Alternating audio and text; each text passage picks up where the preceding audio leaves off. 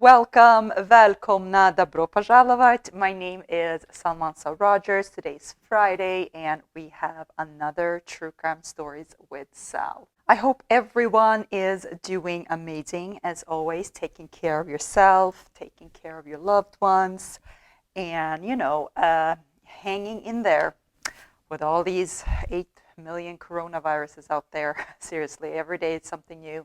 But I hope you guys staying safe, staying healthy. Don't forget to take your vitamins, to take your healthy supplements, all of that good stuff to keep your immune system strong and healthy. Speaking of strong, today's case is definitely a case about a heroic woman. And I'm actually going to do this case again, similar style as I've been doing the previous two cases. The victim survived, miraculously survived, and was able to tell her story. And since she's alive and she has been speaking out, I decided to, reveal her true identity, show pictures or what have you. It's kind of been a little common thread these past videos. But which I love. I love to hear about heroic people that went through some very horrific tragedies or, turbulence in life and then survived and was able to inspire others. And I also feel like with these stories that, especially now during these times, I feel it's a lot of more depression going on. It's a lot of more, people that are sad and, kind of lost in life and don't know really what to do. So I feel like with these stories, even though, again, it's a very horrific story, but the ending is great. So hopefully this story will inspire you. Quick warning, like I always do. Today's case, especially the details of this case, is pretty gruesome. So I want to warn you about that. I'm going to try to maybe not be as detailed as possible, although it's very important to this case to really understand what this woman went through. A pretty graphic detail of sexual assault, torture. Without any further ado, let's get into today's case.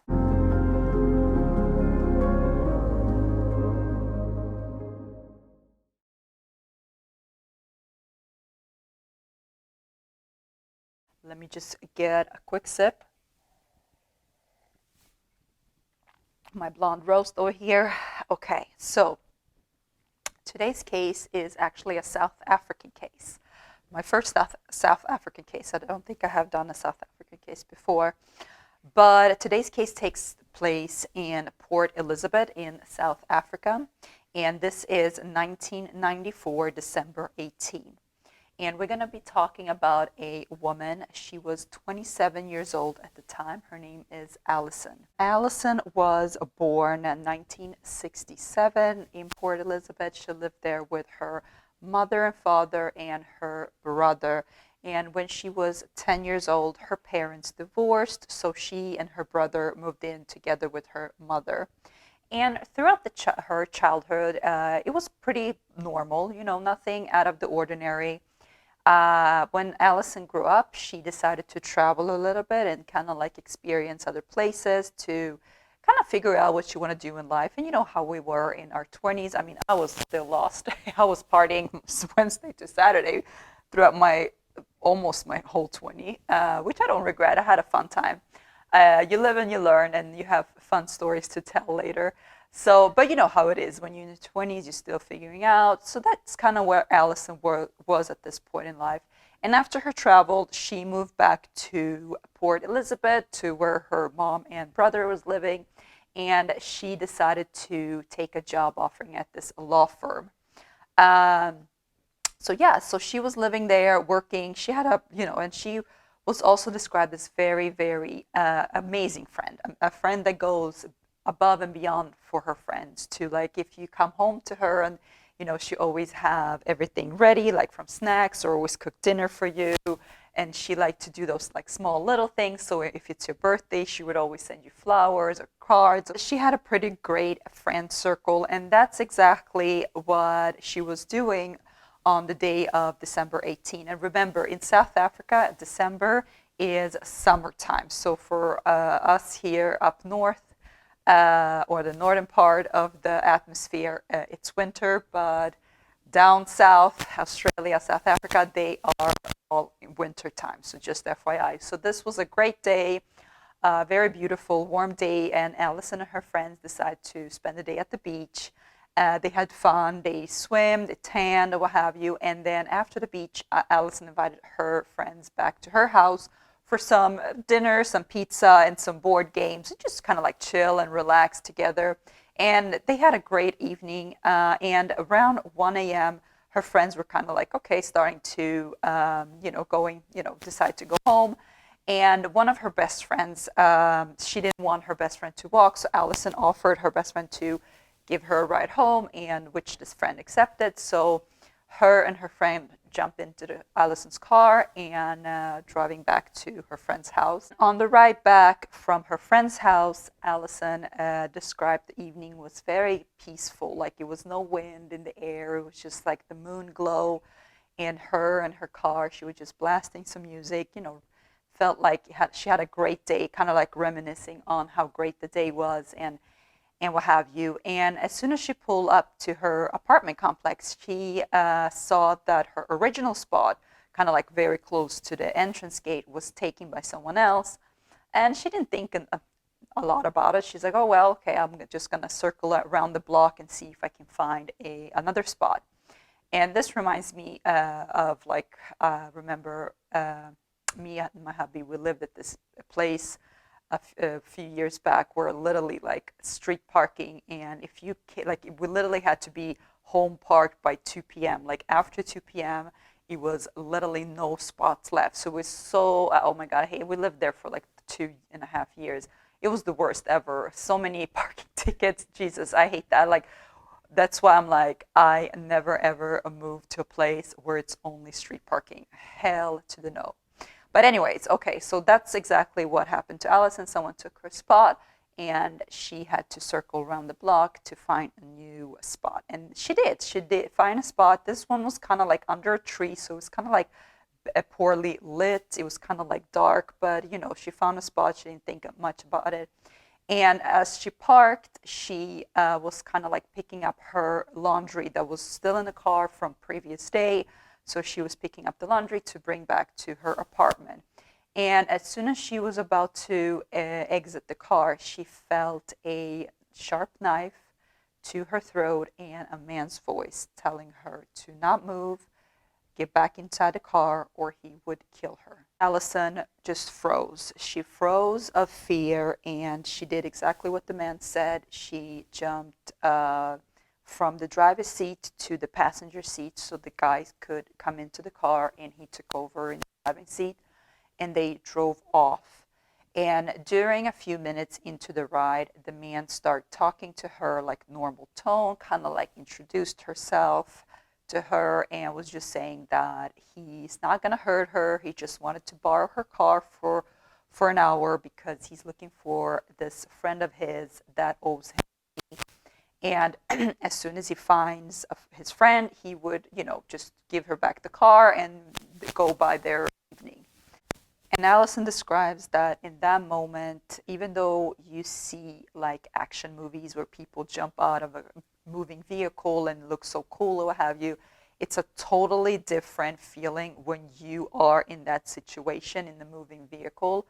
She was afraid that even though if she would jump out of the vehicle, he would still catch her and maybe even worse, kill her at the time. After a few minutes, they located this man's friend. He stopped the car and kind of like screamed for him to jump in. The friend came into the back seat of the car, and they all three of them now is driving away. And as they are driving, Alison can recall she was looking at the friend in the back seat. She saw him kind of like in the rear view mirror, what have you. And she remembered that his eyes were like black. He looked evil. He looked like almost like a demon almost. And at this point, she kind of like started thinking of the worst, what could happen to her. As the car pulled into a gravel road in like a little secluded rural area close to the beach, And far from civilization, Alison realized that this is not the part where they stop the car, thank her for the ride, and give her the car back, and that's it. No. So the two men turned to Alison and told her that this is the part where they're going to rape her, and if she's going to fight them.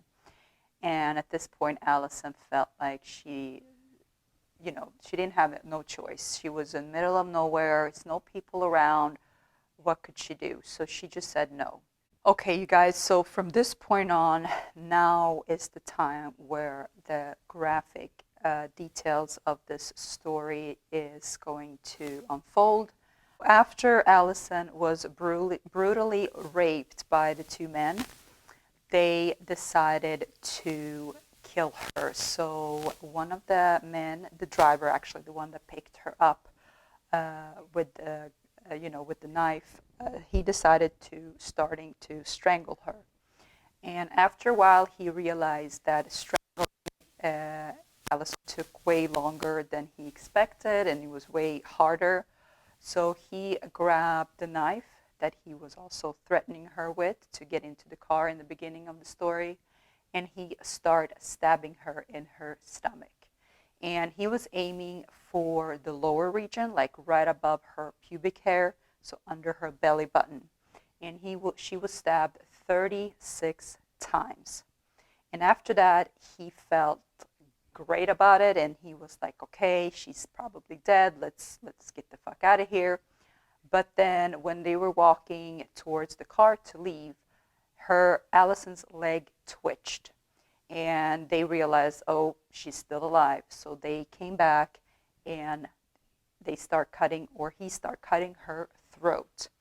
And according to Alison, at this point, she was kind of numbed in her body. She could clearly see what's going on, but she didn't feel any pain, according to her. So she saw the man above her, and she saw his arm going left to right, as he was cutting her throat. But again, she didn't feel no pain. She just saw motion. And the man cut her throat 17 times. And the men both looked at each other, and they said to each other, like, okay, I think she's dead now. So they took her denim jacket that she had in the car, and they kind of like threw it on her. I don't know, to cover her or what have you, or, and they both took off in Alison's car.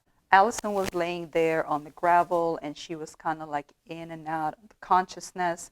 She also explained that she kind of like experienced an out-of-body experience, so she could literally see a body, like she was floating above a body. She saw a body, not necessarily thinking, oh my God, that's me, but she saw a body, and she kind of felt like in this peace and this kind of like harmony almost, and felt like a warm sensation over her. But then in a split second, she kind of like, woke up, and she literally thought of her mother. And that thought made her to fight for her life. And she saw this beaming light coming, and she opened her eyes, and she could see it was a car passing. So she knew that she was close to a road. And during her attack, she also overheard the two men talking to each other and kind of like naming them by their names. So she mustered some strength, and she wrote on the sand right next to her, France and Towns, in case that if she did die, that whoever would find her body would maybe link these names to her murder. And right next to those names, she wrote, I love Mom. At this point, Alison felt like she didn't want to give up. She again thought of her mom and the way her mom would feel, and she thought about all of her friends and everyone like around her that loved her and cared for her. So she felt like she wanted to do this for them. She wanted to survive. So she slowly started to crawl up to the road where she saw the car lights pass by. And as she was crawling, she felt like a warm sensation, warmth in her lower region, like in her stomach. And as she looked down, she realized that her intestines were out of her body. So what she did was she grabbed her denim jacket and she tied her denim jacket around her stomach to kind of like hold everything together, basically, while she was continuing crawling. And after a few minutes of her crawling, she felt like this is going nowhere. She's going too slow. She needs to get up. She needs to get up and walk to that road. And she slowly got up. And as she was standing up, about to walk, she felt like everything went black. Not black as she was passed out black, but black as she couldn't see anything in front of her. And then she realized that her head was actually falling backwards. So the two men cut her throat so deeply that she was almost decapitated. So when she got up, her head was, the muscle that holds your neck basically was cut. So it was no muscle to hold your head. So her head tilted backwards. So with one hand behind her neck to hold her hand, the other hand holding the denim jacket and her stomach, her guts and all of that, she slowly started walking towards the road. And as she finally made it to the road, she just collapsed. She just collapsed, and she was laying in the middle of the road in hopes of a car coming, seeing her, and help her. And that's what happened. 2 cars actually saw her, but as soon as they saw her, they kind of slowed down. They stopped and like slowly drove to see what's going on. And as soon as they realized the condition Alison was in, they just sped off. And but Alison, till this day, she doesn't blame them. She thinks that, she understands that it's a situation that not everyone's going to stop, especially some people think maybe this is a decoy, that someone is acting like they're being heard, and when they get out of the car, they're going to get attacked or, get the car stolen or whatever, robbed. So, of course, not everyone would stop. But the 3rd car, it was a gentleman. It was a 20-year-old man. He was actually a vet student, and he luckily stopped. And as soon as he saw her, he was with a friend. They were on a vacation in that town. And as soon as they stopped the car, they saw Alison, her condition, and the friend immediately called 911, called for ambulance, while the 20-year-old man, he kind of was helping Alison with her wounds because, again, he was a vet student. So he kind of was familiar with anatomy. And so he kind of like helped her tuck her stuff in and, properly, what have you, while they were waiting for the ambulance to come. During the time when they were waiting for ambulance, and according to some sources, is that it took 30 minutes for the ambulance to arrive, and some sources says 1 hour and 30. But I was just gonna, it took the ambulance to come, say, at least 40 minutes. So it took a while. And during that time, to keep Alison awake and not fall into sleep and eventually to pass away, the man her to, he's going to ask her some questions about what happened to her, and for her to blink. So blink once for yes and twice for no. And that's exactly what they did while they were waiting for the ambulance. The man asked how many attackers there were. Alison was able to tell him there was 2. She was also able to tell him what kind of car they were driving and what kind of color car, what have you. Once the ambulance arrived, they rushed her to the hospital, and when the surgeon saw the condition Alison was brought into his room, he was just shocked. He never seen anything like it in his 16 years of practice. As her eyes were bloodshot, swollen. Her fingernails were all black, laceration on her legs, and of course the cuts and what have you. And before they could even tuck everything in back to place, they literally have to wash her intestines with saline solution because they were covered in mud, in gravel, in grass, whatever she was laying in, because remember, she was also crawling. So it was like tarred. It was horrific scene of her injuries.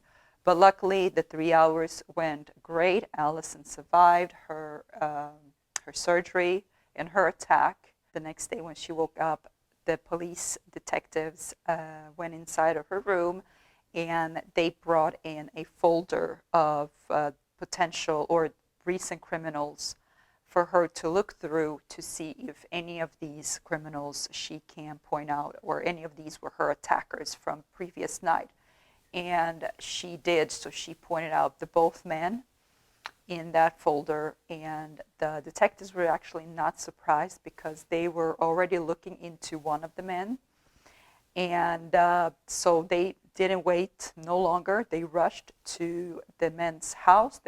When they arrested them, they were shocked to hear that they were charged on rape and attempted murder. They didn't understand what do you mean attempted murder, and then they basically detectives told them that the woman that you guys raped and tried to murder last night, she survived.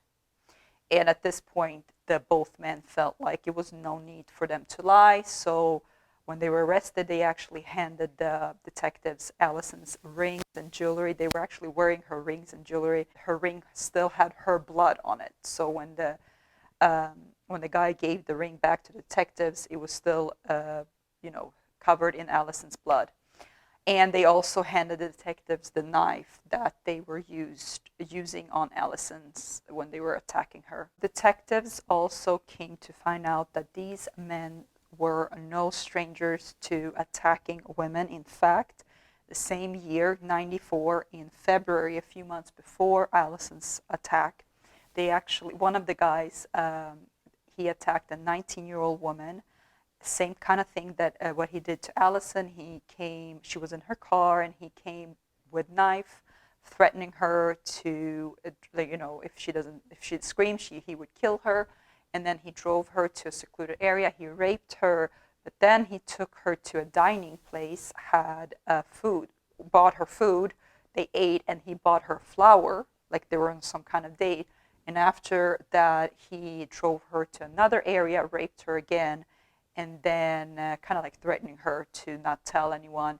And so she survived. He didn't kill her, but she went to the police. She reported him, and he was actually arrested, but then he was bailed out.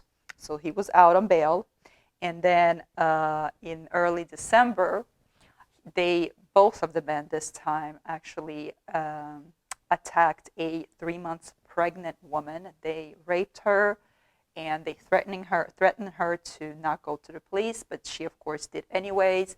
So now basically one of them have 2 rape charges, and they were again arrested but released on bail. And then we have December 18 when they attacked Alison, and that's the reason why they decided to kill her, because they knew that that the women going to the police, and from now on, if we're doing this, we need to kill them afterwards so they cannot report them. Also, their excuse to all of these attacks were basically that they were devil worshippers or Satan worshippers, and that they had demons inside of them, and that this is the work of the demons inside of them. So basically the demons telling them to rape all these women. Both of these men got a life sentence. The driver, the one that initially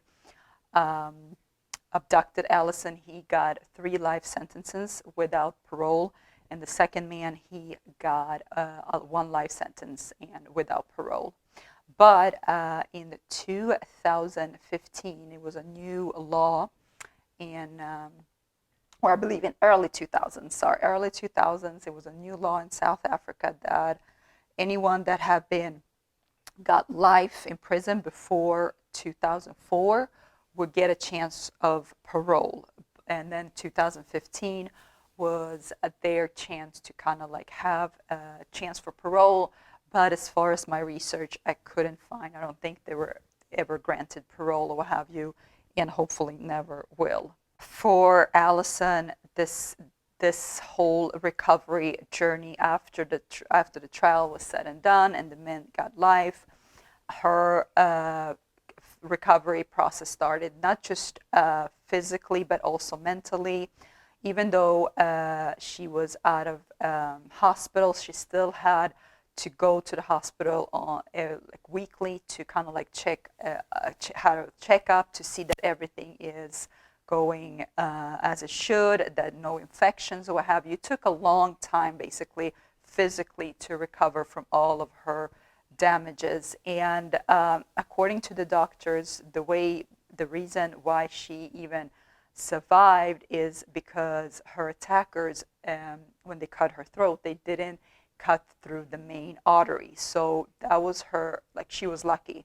And if they did, she would definitely bleed to death. But since the wounds, even though they were deep, but for somehow they missed the main artery, she survived. And the doctors also believed that Alison could never have kids because of the severity that she went through. But in 1997, a few years after her attack, she actually married one of her good friends, a guy that she knew for a while, and they both kind of like bonded on trauma. He had his own childhood trauma he was going through and healing from that, and Alison had her trauma, so they kind of bonded extra, and they fell in love, and they got married. And in 2004, Alison had her first child, a boy, and then a few years later, she had a second child, another boy. So even though the doctors believed that she could never have kids, she actually had two boys.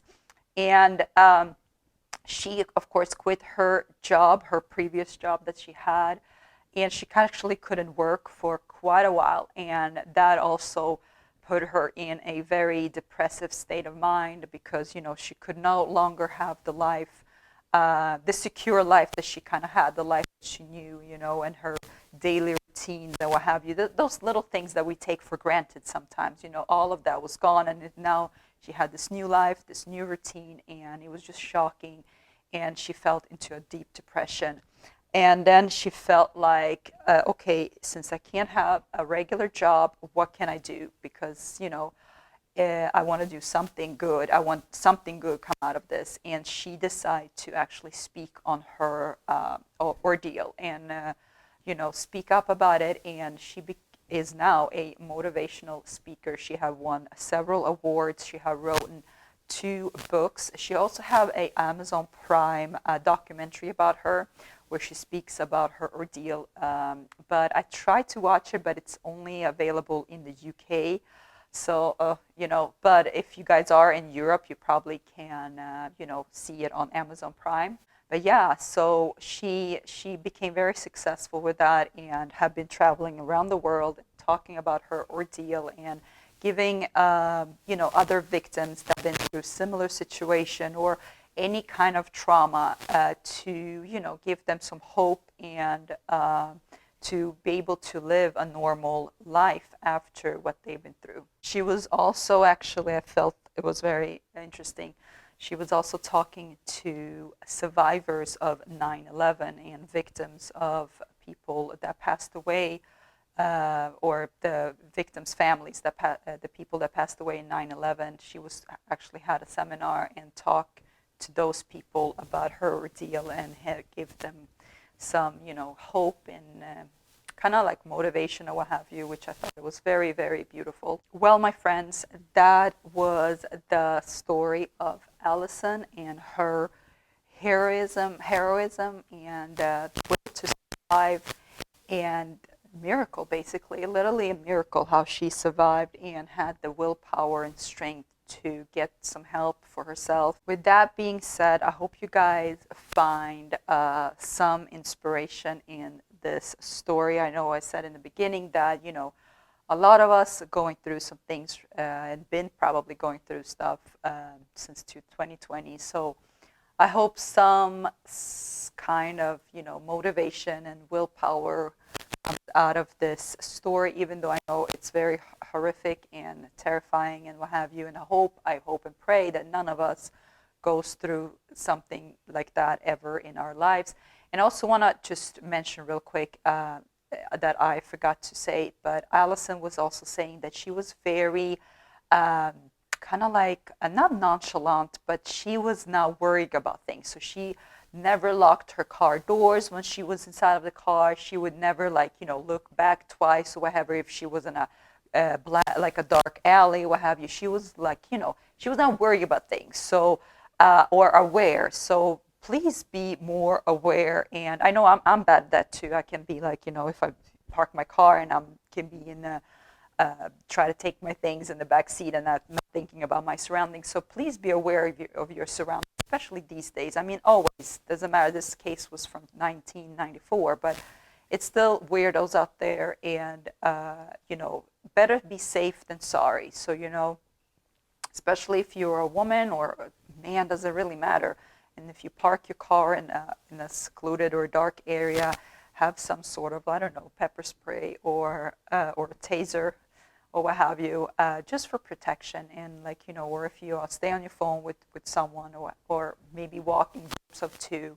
So yeah, please take care of yourself, stay safe, love yourself, and I hope I see you guys in my next story.